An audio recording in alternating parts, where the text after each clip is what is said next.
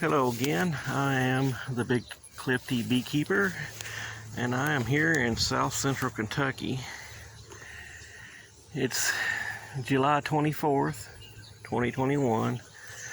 Oh, it's about 86 degrees. Tomorrow's supposed to be up in the 90s. And I've been going through and checking all these splits I've done. And out of 16, I've got 10 with queens in them. And the other 6, the queen didn't just not come back. The whole split failed.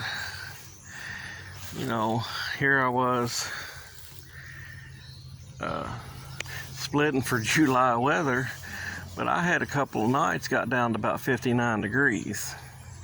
And most nights have been running the low 60s, 62, 63. But there's a night or two run 59. Like this one is one that the queen was failing in, and I replaced it, but evidently instead of the virgin queen climbing in, or I think she flew off. I'm not for sure. Either that or she just didn't come back. But 7 of the little 2-framers over, they got mated queens in them. My starter hive, it's got a good queen in it.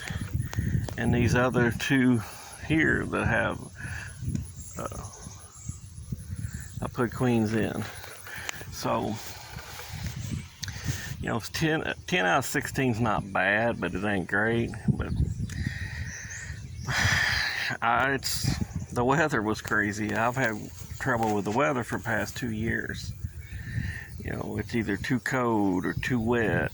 And I learned a valuable lesson on splits. Even though it's July, I split a little heavy. I usually, in the spring when I do them, I'll probably do 2 or 3 frames of bees and then shake some in with it to make it, you know, where they be able to keep the brood warm. In July, you usually don't do that. You take 1 frame of bees and mostly cat brood and as they start emerging, they really bolster the numbers. Well, it dropped down in the 50s. Well, of course, they abandoned the brood, or they just didn't have the numbers to cover all the brood. If it stayed up in the 70s at night, it probably would have been okay. But, you know, their main objective was to keep the queen warm. Of course, they all died. So, lesson learned. Next year, I'll just do my July splits a little heavier. Err on the side of caution. It's grass starting to come up again under the hives. I'm gonna have to spray it down and knock that grass back down, because that's what brings hive beetles in. It gives them a place to hide.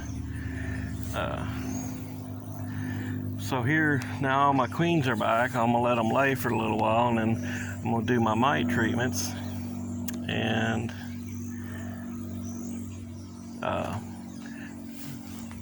replace, you know, rebait all my beetle traps and put beetle traps in all the new ones that I have, all my new splits that don't have any, because this is the time of year your beetle population really skyrockets. So you got to take care of your mites, and you got to take care of your hive beetles. And I'm also feeding now. We're starting into a dearth, and they're definitely hungry. So, but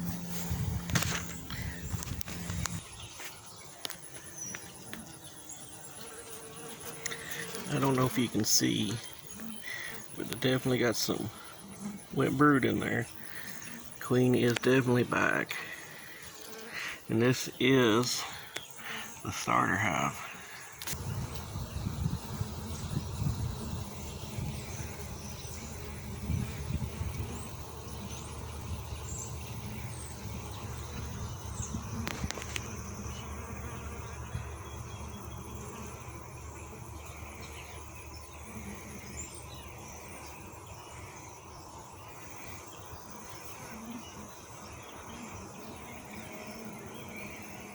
There she is right there.